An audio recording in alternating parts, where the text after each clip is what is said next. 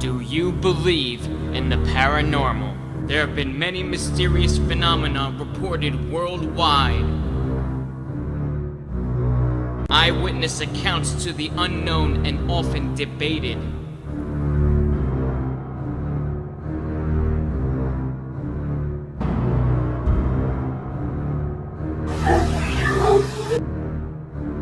Well-known documented events and studies, and we want to know, is there something beyond this existence? Can you say thank you? Can you say thank you with one color? Oh, yes, thank you. You're welcome. Join us on our quest as we try to unravel the mystery of life after death.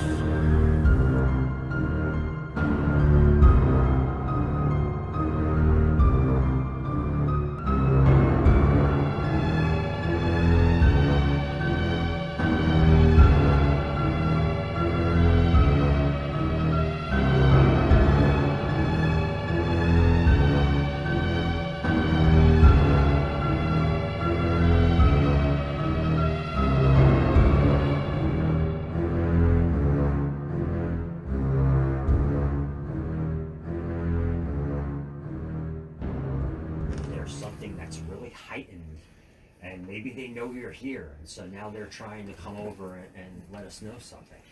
It's like Vic said, it's just a chemistry. Yeah. We all have a chemistry that when we're together, I feel it does heighten us in the sense that when we're together, we're all looking for the same things.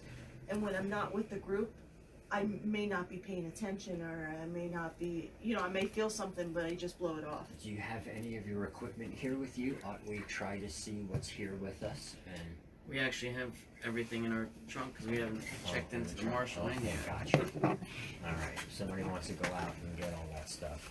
We started acknowledging the sound of the static, and the glimpses through the static, and then all of a sudden, the static started quieting down.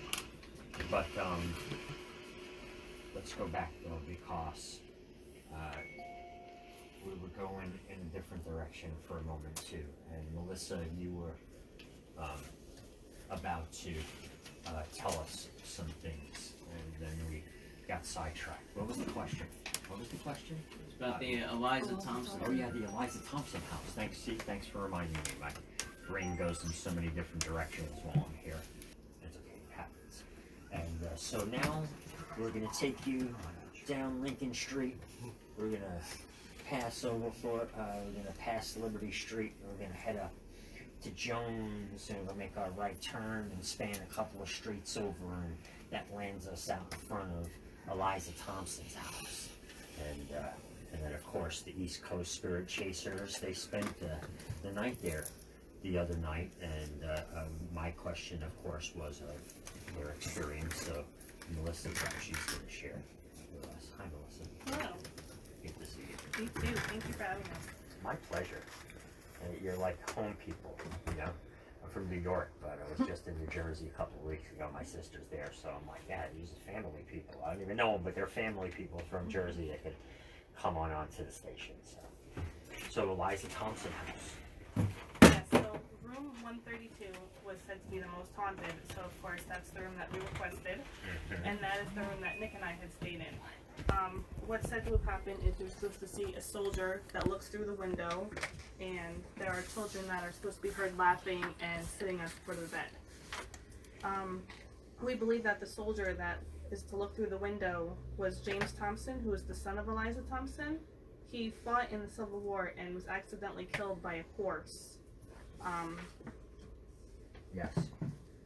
And then when we were on the ghost box, we received the words accidental death, and we assumed that was James, because the horse had kicked him in the stomach, and that's actually how he had passed on. In that room also, there are two mirrors that face each other, and mirrors are said to be portals to the other side as well. We had asked if they were portals, and we received that answer. They had told us to the heavens. And then we had also asked them, why do they stay? Because we're always curious, why do they stay where they're at? and we received the answer, came home to my house. So we thought, okay, so he must have lived there at one time. And then, yeah, I think that's the highlights. Well, we are also getting Captain on our Obvious device, leader.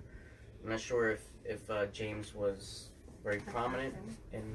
His family was incredibly distinguished. Okay. They were definitely a huge part of the upper echelons.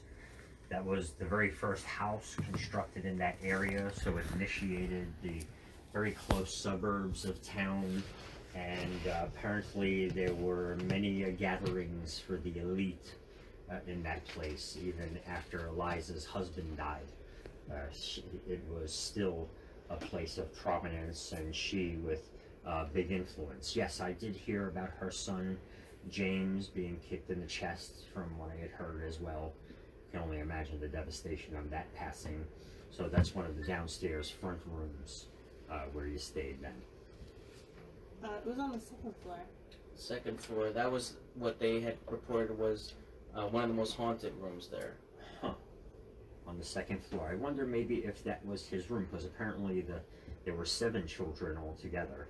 Correct. So I wondered if those were their designated rooms in the houses, and if that was something that, where they stayed. Anything I had heard in the past was in the lower level. One of the front rooms that we were standing in front of the house on either side of the staircase, those entrance doorways that would get you in to that. So, hey, but real quick, because I'm still curious, and some others are as well, whatever came on through earlier, is that still here with us? I don't feel it so much now. You don't feel it so much? So it wasn't here when you arrived? I don't think it was here when we got here. So it wasn't here when they got here? I didn't feel it when I first came into the room. Okay, so it's But as somewhat, we were sitting here, I started to as feel we it. started talking more about it, it seemed to conjure itself up somehow. Okay, Right. like it came Yeah. searching. Travis, did you see anything? No. No, Travis didn't see anything. Okay. You keep your eyes open. You're going to be the vision for us. So, if she says that she starts to sense it again, and you happen to see what's here with us, would you please let us know? Yes. Okay, that would be so appreciated. That would be greatly appreciated. That'd be super. How about Tony and Malia and Anthony? Yeah. You all right over there? Anthony's brand new to ghost hunting. Really? This is day 4 for him. Day 4. What you think about it, Anthony? Come on over. I want to hear you. He's a professional. How old are you too? Let us know how old you are. I'm 12. You're 12. And he's a professional with the K2 meter. Really? And no surprise, the young generation, they're like all fancy electronics now. They're like, yeah, I got that for you. No, I got that. Like, great. How's your experience been so far? Yeah, it's been pretty good. So, like, the first day at the East Bay Inn, it sort of scared me because they said, you will die. And I'm like, I don't want to die. And then they also said the word laptop, and I didn't want them to take my laptop. Or wipe it clear. Yeah. Your information. So I guess in the future, if anybody says that, the spirits say that to you, you can always just simply respond, yes, it's inevitable, and eventually we all do. Yeah. But, I understand you're trying to scare me away, right? Because you think it's one of those things we were talking about earlier that, they're going to look to clear out whomever's there for whatever reason. And apparently they were looking to clear. And you heard you heard this clearly, huh? So this is natural to you. It was on the ghost box. Oh, it was on the ghost box. Okay, gotcha. I thought maybe you heard voices in particular. All right, so you think you'll continue this? You'll continue this legacy? You'll keep taking these journeys with everybody? Yeah, I'll probably be taking on some more trips. And you'll be the documenter, right? You'll be doing all the Facebook Live filming Right. and everything else, right? Yeah. So you're the technology guy, okay? You're the modern technology guy. Okay, I got you. Well, for someone as young as that, though, it's more of a pick and choose type place for him to go to. We also do a lot of dark places, asylums and hospitals, and those are not areas that you want to bring a child into. Yeah, they become incredibly susceptible. I Yeah. guess. Yeah. Also, client cases, the children don't go onto those things. Gotcha. So it's nice when you just come out on these open explorations. It's basically just for, safe places, Gettysburg, and of course. for instance. Now, do you all have? Here's a question. Do you all have a process and an approach for when you are preparing to go into a place? Okay, so tonight we'll be staying at the Marshall House. Right. Okay, so now you just all openly go in. Do you stand outside and you make acknowledgement? Is there any sort of connection or ritual that you do perhaps to prepare yourselves, to guard yourselves, or say even on your departure, do you do anything to make certain that nothing stays attached or comes along with you, or has any sort of harm, especially when you're getting so seriously in depth into this? Are there any of those things that you do? Absolutely. We actually always start off with an opening prayer. We use sage. We close out with a closing prayer. During the opening prayer, we ask for protection. We all wear bracelets and stones of selenite and black tourmaline. Okay, yes, I noticed you all have Yeah, that is for bracelets and stuff on. protection. Yeah, I noticed. Those are nice. I was going to be like, those are really nice. You guys selling those? What are you doing? You got like a whole bunch of them on your wrists. Well, a lot of it is intent based, and that's Sure. basically spiritual wise. You believe it, this is nothing's gonna harm you, then that's putting up the protection barrier that you're looking for. And I agree with that 1,000%. And I guess, now that I'm reflecting back, that might have been the first question to ask. Like, how does this process go? Tell me about from pulling up in the car and getting ready to check in, all the way to getting up there and then setting up, and then I guess it's David who does a lot of the back end history, so you kind of know what you're looking for, or who you might be able to connect with. For this trip, since Dave's not involved in this trip, Nick and I, Melissa too, did all of the research before we came here because it was so last minute, because as Nick said, we were supposed to be in New Orleans. Yeah. So last minute, we were doing some quick research on all the hotels, seeing where we wanted to stay. So we knew which hotels we wanted to get. Some of them we couldn't get. There was a few that were completely booked for this week. Tell us a couple of names. Old Kehoe. The Kehoe House. The Foley House. the Foley House, the Old Harbor The Inn. Old Harbor Inn. We couldn't get into those.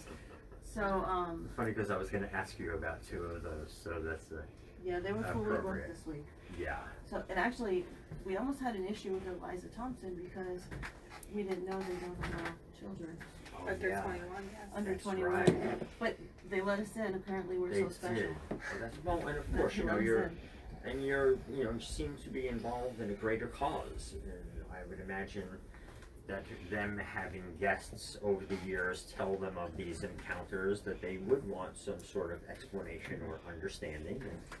Yeah, and a lot of these hotels that we stayed at, when we're checking out, they're like, "Oh, so did you get anything?"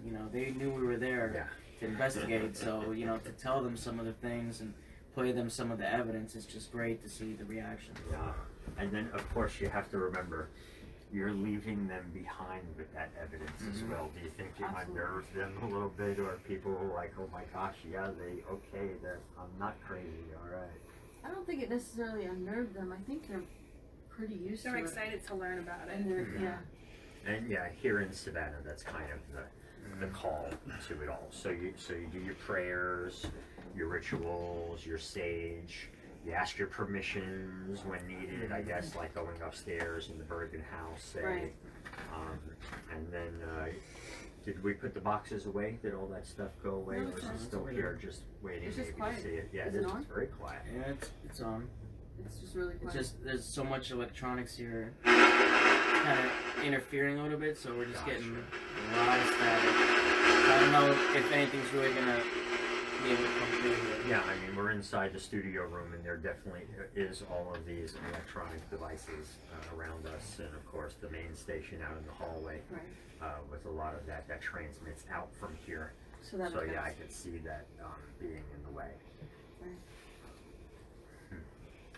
Now, last night when Travis and I were going to bed at the Planters Inn, just speaking of protection, as we were going to bed, we were having so much activity that as we were going to bed, I had to say, okay, we're going to bed now. Please allow us to sleep. We're going to respect you, but you have to respect us as well. So making those kind of intentions known and setting your boundaries, that's all. So that's all really helpful. Yeah, that's very big. And one thing we never provoked on any investigation.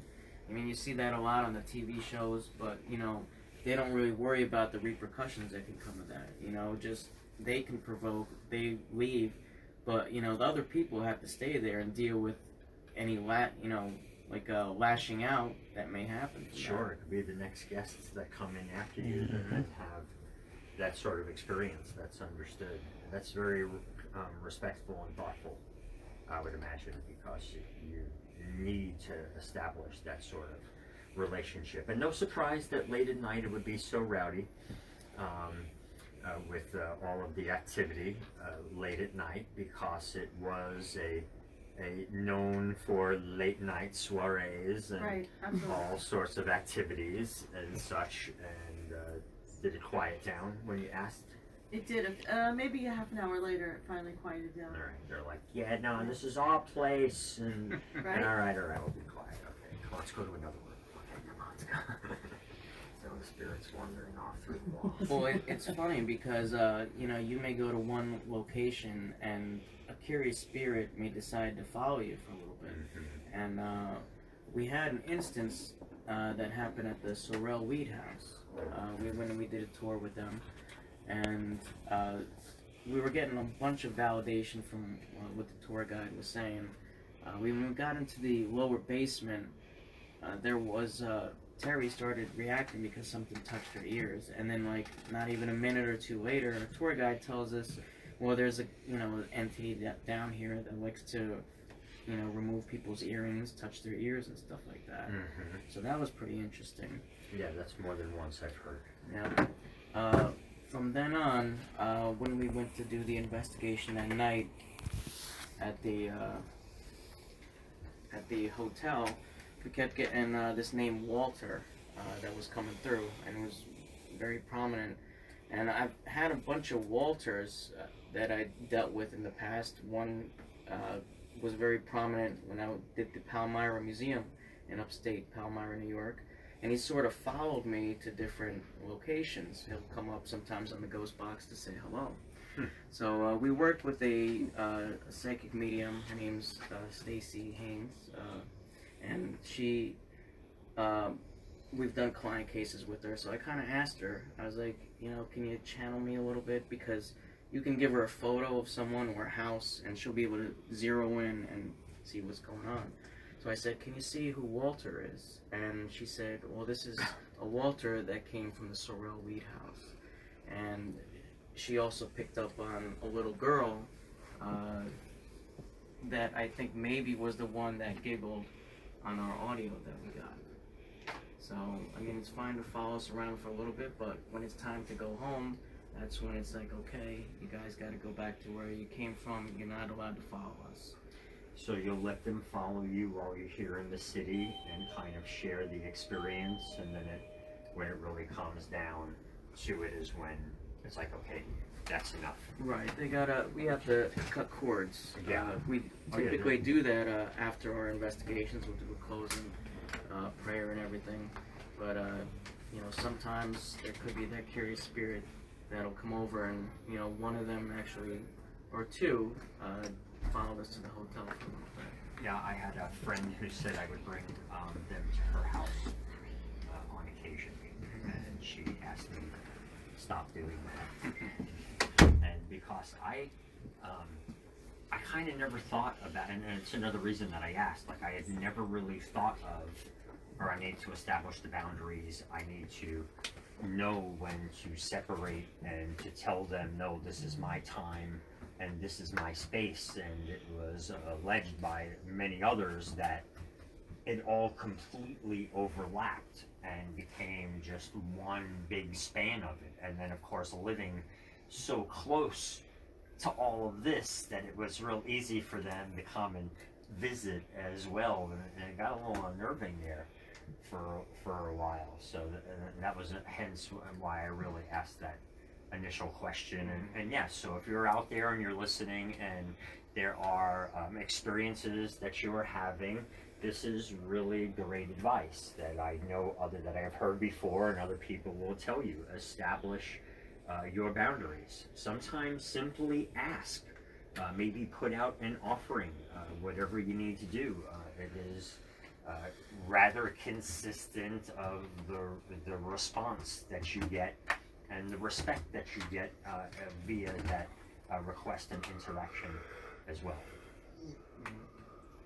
Hey, you're listening to the WRUU Savannah, Georgia. It's 107.5 FM. We are at WRUU.org, and we are Savannah Soundings. We're community radio with a global soul, and I'm here with the East Coast Spirit Chasers. And who else is with us? We got a few others. Who's here? Who else is here? Hey, we have Julia. Julia, what do you have to tell us, Julia? How are you? How's your day? What's going on your end? Here, let us know.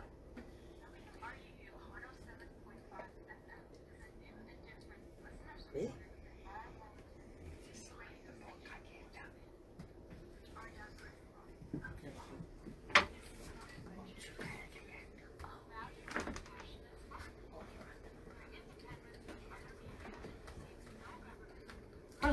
She's the illustrator. This is Julie Lieberman. She's the illustrator of the book. That's Jen. Go to WR. She's been listening, and she was sending in some questions and stuff and things that I brought up, and so she was curious and really wanted to come down and see what was happening. So tomorrow morning on WRU. I'm to play this stuff too is required. I'm always testing because I've had a lot of paranormal experiences to see if people are full of it or not. So far, you passed. Well, we're glad. I'm kidding. I don't really test, but you know, but it's like when I was asking questions to ask you, and you answered everything like what you see. You know, and if you told me you saw a lady that was in full Victorian garb, I would tell you that's probably not really. Together we host Art on the Air Wednesday afternoons at 3. Well, it's very rare when you see a full body. You need more art in your life. She was lucky enough to see one in fabric, and mold. Philadelphia. There's a place on your walls, Indoor on your Museum tables, Public and in your Museum. global soul for something just saw it. creative It for was a from, like, thriving your, visual arts it's from, community like, in the Savannah. profile of the soul Location there. Gallery has figured out a way to get more art in your you life ever and get support scared? WRUU Community Radio. At the time, I was more. 300 and Under like, is a show we just featuring walked works by. from It 55 didn't different really artists. dawn on me what I Proceeds was from the seeing show at the support time. this So I didn't have non-commercial time and to be all-volunteer radio station. The show will be Now, on we do display have through rules, too. September When we do 13th ghost at hunt- Location when we do Gallery, investigations, 417 Whitaker nobody's Street. alone. We Nobody suggest goes coming anywhere out alone. on Friday, We've July had places 26th where from people try to 5 call to 8 us out p.m. for the opening and to reception. get us alone. Trying to lure you I'm into going an to be area. there. Well, Am I? Nobody goes We'll see if anywhere that alone. happens. Yeah, I got He's kind of singled like out at Bigfoot. the See if you can House catch him. in Bowen, Ohio. They wanted Support me the to arts come and alone support into the community attic. radio, And I was like, WRUU. no. There's more Good, information the online. spirits? Look for Some kind of Spirit spirit, and yeah. Under There was opening something on that was- Facebook It was or negative, email something negative. locationgallery.com. Aggressive and really mean. Sunday, We were July getting so many 21st is aggressive National EVPs. Ice Cream Day. WRUU invites you to celebrate Wow. with Yeah. music hosted by I our think voice talented would scare DJ. me. A cold beer, There's a place here blackberry called the mint Pirate's beer House. called Oh, Global Soul. yeah, we've seen it. Brewed We wanted to just get in for there us to by investigate. Coast Well, Wind there's a Brewing. room upstairs And of course, that is Savannah's usually blocked 100-year-old off. ice cream And when shop, we went up a Savannah there, tradition, I must have Leopold's sick. ice cream. It's so heavy Will up be there. at It'd be Coastal interesting to go up there with Empire equipment. Roswell, I made it to the 1:05 top of the p.m. steps and I started Sunday, feeling so July ill. 1st, It was so music, heavy. beer and ice cream. Yeah. So I thought you should know Proceeds that from this too. event Maybe if you get a chance to supports pop in WRUU Yeah, there. we tried to get in there to 107.5 FM. investigate. And they Community said radio. no. For more information, They're look not for really too National open-minded Ice as Cream far Day as, with you know, getting in there. I mean, we offer WRUU donation, like, on hey, you know, we'll Facebook, pay you or to get visit access in. Because that's what we WRUU.org do with a lot and of the click on locations we do. events. Like, you know, museums and stuff like that. Give them some money for an upkeep, and they're like, yeah, come on in. And, you know, unfortunately, some of these restaurants and other places that we try to get into weren't really happening. I have another question. Have you heard of places where there's activity and then no activity for a really long time and then activity again? I mean, a really long time where it comes and it goes. It could be something that could be sparking that activity. Sometimes maybe renovations, anniversary dates and stuff could maybe amp things up, changes. You don't think that spirits just pass through places? I do. I believe that there's spirits everywhere. Most of them are dormant, and sometimes a certain type of energy will activate things, you know. So here's another question. Do you think that if a person is in more of a distressed emotional state, they are more open to it? I think so. You think so? I feel like Yeah. You know, and then everybody thinks that person's crazy because they think they're, Yes. because they're hysterical or they're whatever, and they say they see things or they're hearing things. So, do you think any of this is projection? Could be, like, for instance, if somebody dies, it could be grief projected. But a lot of times, you know, if someone dies and you're mourning, you're a little more open. I think that sometimes you get like a little something from the other side. Like, you know, when my grandmother passed away, I had a dream. She just came to me and didn't say anything, but it was just a comfort, like, I'm okay. And then that was in. Never dreamed about her ever since. So, little things like that. I get that every time somebody passes. You know, usually there's a word or something. When my grandfather passed, this is 40 years ago, the word integrity. And you could feel this thing go through. Another question. Have you seen animal ghosts? I felt a cat rub up against my legs at the same location where I saw the apparition. Car museum, yeah. Yeah. I had And an there's a known instance cat there. with Yeah. my dog. My dog passed away in my bed. He was 15 years old and ended up dying. I ended up taking a shower that same day, and usually he would lean up against the door. I would hear, you know, the door pushing, and that happened when I went to shower. I heard that door push up, and there wasn't any windows open or anything like that. I don't have any other pets, and it was just like my dog saying, I'm still here with you. That's pretty interesting. Yeah. I've seen in the house that I live in, well, I've had cats, and we've seen the cat, and we've even seen or felt the bed depressed, which is really strange. And then a friend came over one night and who hadn't been to the house ever. And we're sitting in the backyard. I don't know her too well. And she looked at me and she said, I don't want to freak you out, but there's dead people back. No, first she said there were cats. She said I was surrounded by cats. So I'm testing. And I said, really? Well, what did they look like? She described every one of my cats. Then she said there were dead people. Wow. And that there were 3. And one was aggressive and wanting attention, and one was a woman, and one liked her. So I don't know. So I said, well, I guess we're having a party, right? So it's pretty interesting because I wonder if, you know, they talk about Savannah as being one of the most haunted cities. I don't know, because look at New York City. I lived there for a long time, and there's a lot of ghost activity there. Well, You know? there's the talk of the energy vortex also. Oh, that's right. It's because That's we're on the energy vortex. So it was asked back there, I didn't get it all. I was trying to just be like a fly on the wall and let you listen in to some of the conversation going on. It was asked, was it thought that the stress in an individual may have heightened their ability to see something?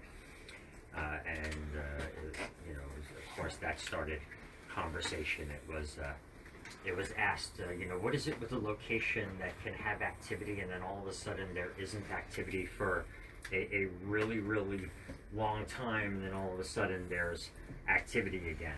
And, you know, it was spoken of maybe anniversaries or particular instances. I also get the feeling that it's particular individuals That's that what I'm come thinking. and they just bring an energy themselves that you know, that the spirits feel that they could reach, and so they attempt to do so. And of course, I would imagine there's a possibility, like in the movie Ghost, in the early stages when the character realizes that he's passed. You try desperately to get other people's attention, and then it takes a little bit of practice and a little bit of time. And you can kind of see all of that fumbling and all of that sort of stuff being true on the back end. You know, that's it is a part of how things go and potentially how it goes and what is experienced on the other end. And so I guess we'll find out. And tonight you're at the Marshall House. At the Marshall House, yeah. Have you gotten any background history? Do you have any expectations? That's a good question. Do you go in with expectations, or is it good to just say, hey, all right, maybe this time it will, maybe this time it won't? We go in with low expectations and hope to be pleasantly surprised. Okay, so low expectations yet high intention. Okay, so what are your intentions for the Marshall House tonight? That should be a better question. Well, I hope that we can get some sort of evidence that, excuse me, that validates certain things that we've heard about the Marshall House. That's basically what this field is about, is validation. And, you know, like we were able to connect with specific spirits at these other places. We haven't had a chance to do the full history yet on Marshall House. We'll probably do our homework a little before we get in. We'll talk before you leave. Alright. Before you leave, we'll have a conversation. But at least have like a blueprint of, you know, specific spirits we want to try and reach out to. I love the fact that Nick walked in at almost 4 o'clock before the show started, and he asked, so how long do you think we'll be here for? You know, I think he was thinking, yeah, I'll have you here for 15 minutes and kick you out and send you on your way. And then here we are, 2 hours later. Yeah, we could talk paranormal all day. Well, Sometimes they gotta pull me away. Yeah, well, again, it's you know, the big philosophical question. So it's understood that it's addressed, and I think it's very healthy to address and talk about also, because it seems to be really deeply ingrained in the human fear along the way, this unknown. And I think the more that we talk about it, that the more it somewhat grounds people along the way. So I love the conversation. I love being a part of the dialogue for so long. Doing it for so long, there's certain things that you've learned about the afterlife that, you know, you don't really know. For instance, you know, it takes energy for them to do certain things. And after that, there's a down period where they have to recharge. And I got validation of that on a client case where, you know, all this stuff was lighting up and everything was going nuts, and then it just flatlined. And, you know, we were like, oh, can you do something else? I said, I can't. And then, you know, we had stuff start light up again, and we called an EVP, I'm back now. Like, you know, they've recharged, ready to go. We were at the Knickerbocker, which is in Lionsville, Pennsylvania, and we were in one of the bedrooms where a lady passed away. She had tuberculosis. We asked her to light something up, and I caught this incredible EVP's full sentence, and she said, I can't right now. I'm stuck here. It's amazing. Stuck here, and it's amazing. It's amazing. So that's just confirming, like, you know, this is maybe like a purgatory for them.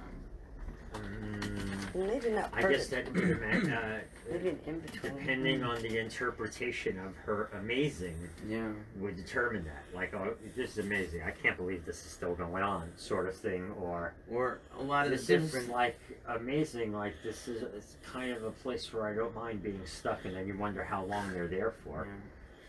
In that respect. Well, that's a good point too, because usually on our investigations we'll ask who's the last president that you remember, because we want to get an idea of a time frame of where they're at. That's a good one.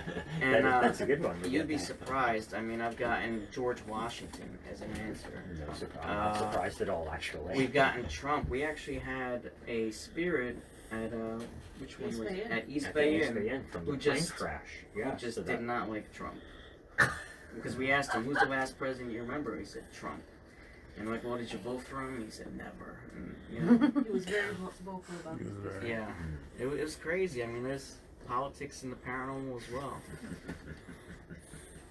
I hope I don't get caught there in the political realm. That sort of stuff. I just want to go off deep into the ether, travel deep beyond our solar system. Yeah. And I know that I have been on other planets in different incarnations, so I think I'm going to go back and visit a couple along the way. There are some other souls out there I know I haven't seen in a long while. I'm looking forward to that. And I'm sure that there are some of you that I have encountered in this lifetime that we probably have a plan that, all right, we're going to go here, then we're going to go to the next one, and we're probably all going to meet there also. Now, you mentioned there was another question about spirit, and I liked your answer. It was something that I had heard before, and you made mention that there is spirit all around us at all times. And are you an Edgar Cayce fan? Have you looked into Edgar Cayce? Do you know who he is, perchance? No. Okay, we're gonna do some talking after the show. Yeah, that was almost like a direct quote in lots of ways. And this was a man who was a great phenomenon. I mentioned him more than once over the years on the show. The fact being that he did over 80,000, actually over 40,000 predictions and premonitions and investigations for people, and had an 87% accuracy. He was a healer too. Yeah, he was multifaceted, not just a healer. He was one of those who's given the sight, the sound, the vision, and the ability to interact and the ability to clearly translate a lot of that information as well. He was somewhat brushed under the rug in the 20th century, especially as World War II kicked in, but still remained very active and consistent. So. Well, the Edgar Cayce Foundation and the library and such as in Virginia Beach. Oh, the Edgar Cayce Foundation and Library in Virginia Beach as well, yeah. So there's a lot of his work, a lot of his research, and of course a lot of those who wanted to follow suit. So there might be something for you to look in, and we'll talk more about that before you depart. I have a feeling we're going to be here another hour at least after the show talking out front. And Sam joined us in the studio. Great to see you, Sam. I gotta grab my other It's a guest. pleasure. Do what you gotta do, but nice to see you there. And I like when the room is filled. I had a few weeks where I was in here by myself, just filled with multiple personalities. I would have come and So talked to you. So it's nice that everybody's here with me as well. Okay, so we'll talk some. So then the Marshall House, and then where's the final destination in town? The 1790. 1790. And I would imagine you've heard a bunch on the back end of that place as well. We got the history briefly. Yeah. Is that the one? Which one? One of them has 1204. That's the 1790. Yeah. That's what. So that's that. And did you get that room? We did. You managed to get We that got room room? 204. You got 204? Okay. I don't know what other rooms we have, I but we think do have 204. 206 is, I think I've heard over time as well. So 204, good. There's going to be a lot of good conversation. All right, so we're winding down here. We're getting close to it. So anything else that you'd like to share? I just want to give a little shout out to a couple of our loyal fans out there. If you're Denny, watching. good old Denny Blair, Maggie Dunn, Aunt Debbie, and Melissa Buckley, who does a tremendous job handling our Instagram page. Thank you very much. Fantastic. And are they all tuned in with us on yeah, Facebook yeah. Live? They're all Hi, watching. everybody. An absolute pleasure to share all of this with everyone. Somebody turned up the microphone. Huh. I just noticed. It's the ghost. We got good. Yeah. That's good. I have a historical question. Historical question? Ask away. When is the first documented ghost encounter? Ever? Ever. Huh. Ever. It's documented. Well, it's hard to say. I mean, you think about old. I mean, I'm going to start with this. What comes to mind immediately is you think of old human mythologies, and they always had interactions with the supernatural. And this was something that was not unusual. It seemed to be that as time went on and really into the industrial revolution, that all of a sudden we become separated, and it's not as common in big cities, but yet there are so many other various places where it remains a part of the culture, strict part of the culture and the understanding. But the first actual ghost story. First Now, actual is this a ghost story for entertainment, you think, or you think it's well, maybe someone's found in personal somebody's diary, encounter?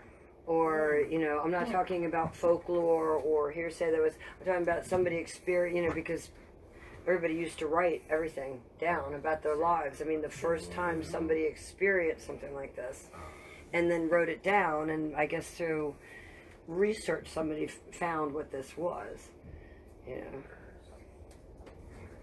I was just curious if anybody knew.